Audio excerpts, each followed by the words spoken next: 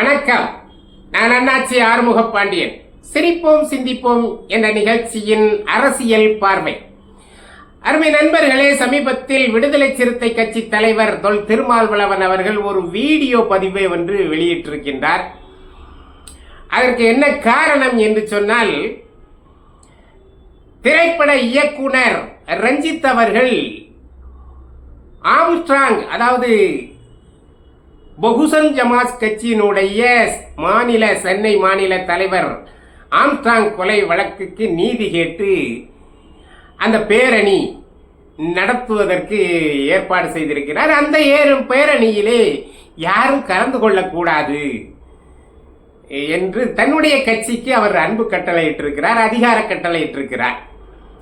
அந்த கூட்டணி, அந்த பேரணியிலே நீங்கள் கலந்து கொண்டால் அந்த பேரணியிலே மேடையிலே பேசுபவர்கள் திராவிட முன்னேற்ற கழகத்தை விமர்சிப்பார்கள், என்னையும் விமர்சிக்க கூடும். ஆகவே தயவு செய்து நாங்கள் யாருமே, நம்ம கட்சிக்காரங்க யாரும் அதில் போய் கலந்துக்க வேண்டாம் என்று அதற்கான காரணத்தை சொல்லியிருக்கிறார்.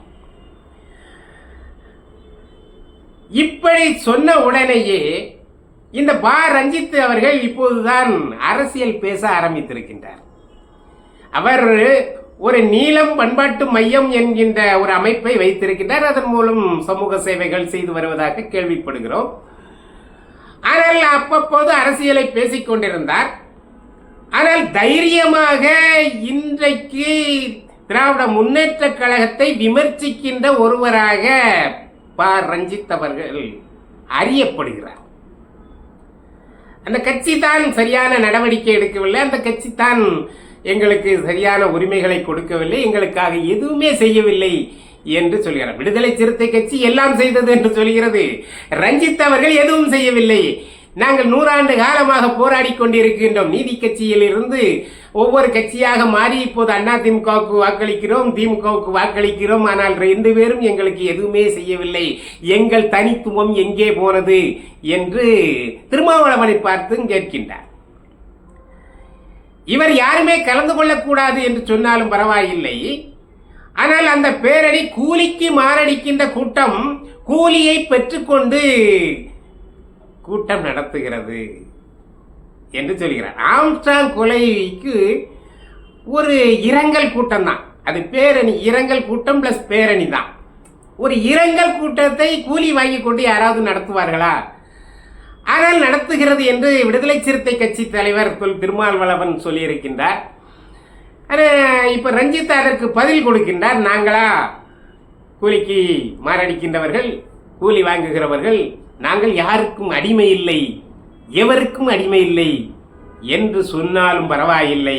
திருமாவளவன் அவர்களை பார்த்து, அண்ணன் அவர்களே, நீங்கள் எங்களுடைய குரல், நீங்கள் எங்களுடைய குரல், ஆகவே உங்களை விட்டு நாங்கள் பிரிய போவதே இல்லை, உங்களை விடவே மாட்டோம் என்று ரஞ்சித் அவர்கள் சொல்கின்றார்கள். இப்போது நமக்கு சிரிப்பு வருகிறது. காரணம் என்னவென்று சொன்னால், எவர் ஒருவர் உங்களை விட்டு பிரிய போவதில்லை என்று சொல்லுகின்றாரோ அவர் பிரிய போகிறார் என்ற அர்த்தம். நம்முடைய வைகோ அவர்கள் திராவிட முன்னேற்ற கழகத்தில் இருந்தபோது, கலைஞர் அவர்களே, நீங்கள் என்னை கட்சியை விட்டு நீக்கினாலும் நான் உங்களை விட்டு பிரிய போவதில்லை, என் தலையை அறுத்தாலும் நான் திராவிட முன்னேற்ற கழகத்தை விட்டு பிரிய போவதில்லை, தான் தலையே போனாலும் தலைவனுடைய மானத்தை காக்கிறவன் தான் தொண்டன், ஆகவே அப்படிப்பட்ட தொண்டனாக இருக்க தான் விரும்புகிறேன் என்று வைகோ அவர்கள் முழங்குவார்கள்.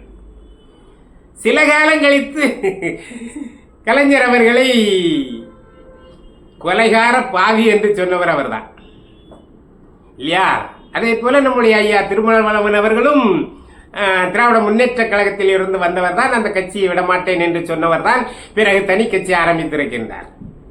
ஆக ரஞ்சித் அவர்கள் சொல்லுகின்ற உங்களை விடமாட்டோம் விடமாட்டோம் என்று சொல்லுகின்ற அந்த வார்த்தையின் அர்த்தம் உங்களை விடப்போகிறோம் விடப்போகிறோம் விடப்போகிறோம், இதுதான்.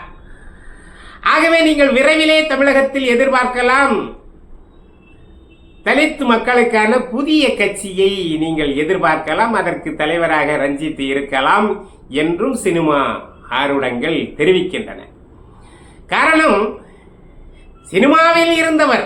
சினிமாவிலே புரட்சிகர கருத்துக்களை எல்லாம் சொல்லி 2-3 படங்களை எடுத்து பேர் பெற்றவர். மக்கள் முன் அறியப்பட்டிருக்கின்றார். அதுவும் தலித் மக்களுக்கு மத்தியிலே ரஞ்சித் அவர்கள் பேசப்படுகின்றார். இந்த வாய்ப்பை பயன்படுத்தி நாம் தலைவனாக ஏன் ஆகக்கூடாது என்ற எண்ணம் அவருக்கு வந்திருக்கலாம்.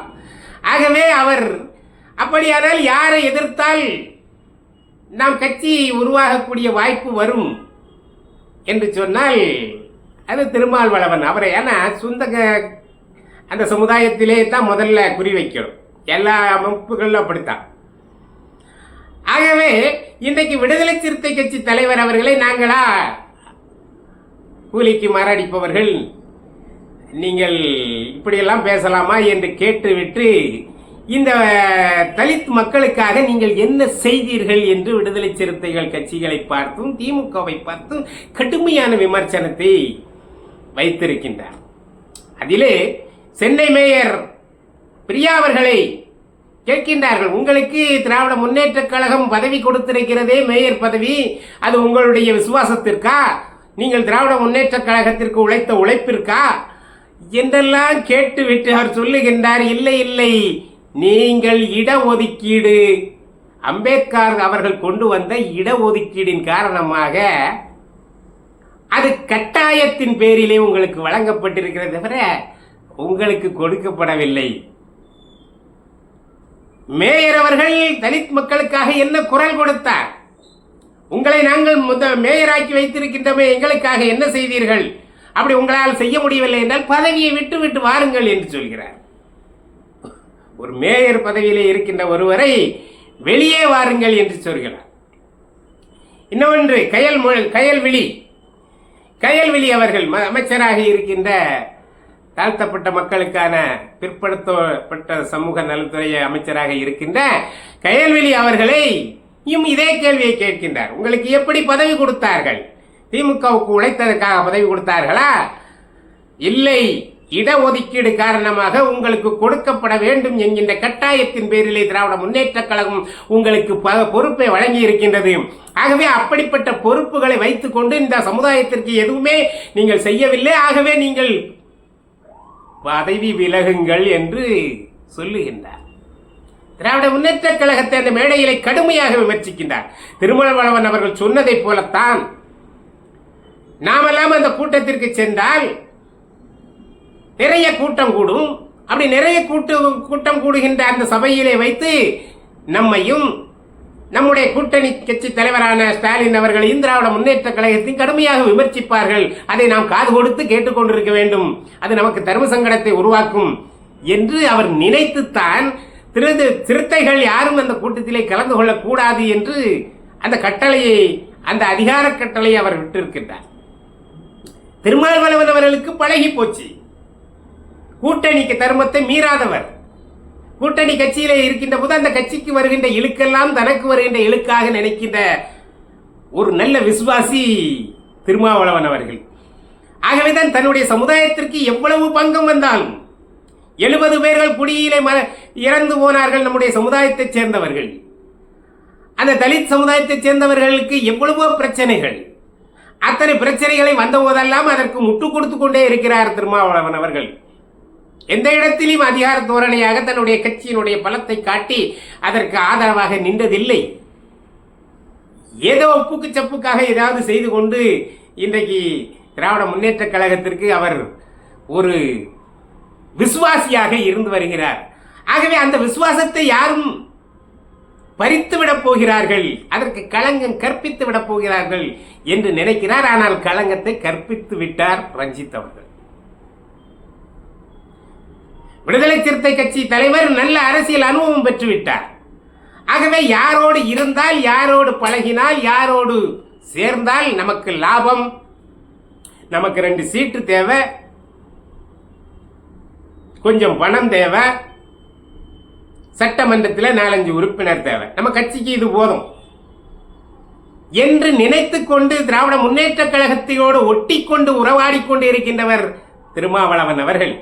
அப்படிப்பட்டவர் ஒருவரை நீங்கள் திமுகவுக்கு ஆதரவாக செயல்பட்டு கொண்டு நம்முடைய சமுதாய மக்களுக்கு குரல் கொடுக்க மறுத்து வருகிறீர்கள் என்று ரஞ்சித் அவர்கள் இன்றைக்கு சொல்கிறார் என்றால் அதிலே நியாயம் இருப்பதாக இன்றைக்கு தலித் மக்கள் நம்புகின்றார்கள். ஆகவே வருங்காலங்களிலே ரஞ்சித் அவர்கள் தலித் தலைவராக அறியப்படுவதற்கு வாய்ப்புகள் நிறைய வந்துவிட்டது. அதற்காக அடிக்கல் நாட்டு விழா தான் இந்த ஆம்ஸ்ட்ராங் கொலை அந்த அனுதாப கூட்டத்தினுடைய அந்த அஞ்சலி செலுத்துகின்ற கூட்டத்தினுடைய அஸ்திவாரமே அதுதான். அங்கேதான் வெள்ளோட்டம் விட்டு பார்க்கிறார்கள். திருமாவளவன் அவர்களை அழைக்கின்றார்கள், அவர்கள் கட்சிக்காரர்களை அழைக்கின்றார்கள், ஆனால் வரவில்லை. ஆனால் இன்று நிறுத்தப்பட்டு விட்டது. இது கூலிக்கு மாரடிக்கின்ற கூட்டம் என்று அவரே ஒதுக்கிவிட்டார். இனி உடைந்த பானை உடைந்ததுதான். விடுதலை சிறுத்தை கட்சியுடைய சின்னம் பானை. ஆகவே உடைந்த பானை உடைந்ததுதான். ஒரு பக்கம் ஆம்ஸ்ட்ராங் அவர்கள் தான் பலமானவர் சென்னையிலே. திருமாவளவனை விட ஆம்ஸ்ட்ராங் தான் சென்னையிலே பலமானவர் என்று அறியப்படுகிறார். விடுதலை சிறுத்தைகள் அந்த வடமாற்று மாவட்டங்களிலே பலம். ஆம்ஸ்ட்ராங் அங்கு யாருன்னே தெரியாது. ஆக மாநகரத்திலே ஆம்ஸ்ட்ராங் இருந்தார். அதுவே தனக்கு பெரிய இடைஞ்சலாக இருக்கிறது என்று ஏற்கனவே திருமாவளவனுக்கு ஒரு மனக்குறை உண்டு என்று அரசியல் விமர்சகர் சொல்லிக் கொண்டிருக்கின்றார்கள். இந்த நேரத்திலே இது அவர்களுக்கு ஒரு வெள்ளோட்டம் விடுகின்ற இடமாக அமைந்திருக்கிறது. ஆகவே ரஞ்சித் அவர்கள் அதை வெள்ளோட்டம் விட்டு பார்த்திருக்கின்றார். அந்த விடுதலை சிறுத்தையுடைய தொண்டர்கள் யாரும் அந்த பேரணியிலே கலந்து கொள்ளவில்லை. ஒரு கொடி கூட அந்த சிறுத்தைகளின் கொடி இல்லை. அதை மனதில் வைத்துக்கொண்டு ஏராளமான கருத்துக்களை ரஞ்சித் அவர்கள் சிறுத்தைகளுக்கு எதிராக சொல்லியிருக்கிறார். அதாவது பட்டும் படமும் படாமலும் மறைமுகமாகவும் சொல்லியிருக்கின்றார். இதெல்லாம் திருமாவளவன் அவர்கள் தான், வேறு யாருக்கும் அல்ல. ஆகவே வெகு விரைவில் தலித் மக்களுக்கான ஒரு கட்சி உருவாகுவதற்கு வாய்ப்புகள் நிறைய இருக்கின்றது. அதனுடைய தலைவராக ரஞ்சித் இருப்பார் என்பதிலே எந்த மாற்று கருத்தும் இல்லை. ஜனநாயக நாட்டில் யார் வேண்டுமானாலும் கட்சியை ஆரம்பிக்கலாம். அந்த வகையில் ரஞ்சித் அவர்கள் கட்சி ஆரம்பித்தால் நாமும் வரவேற்போம். நன்றி, வணக்கம்.